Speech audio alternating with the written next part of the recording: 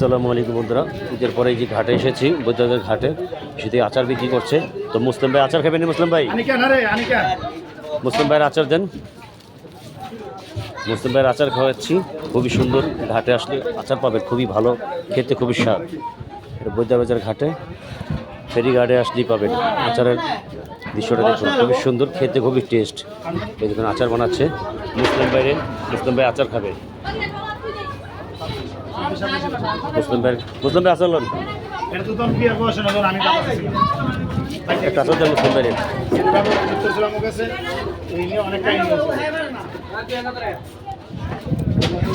এই মুসলিম ভাই আচার খাচ্ছে, মহিলারা খুব পছন্দ করে, সেটা আবার সে মুসলিম ভাই পছন্দ করে।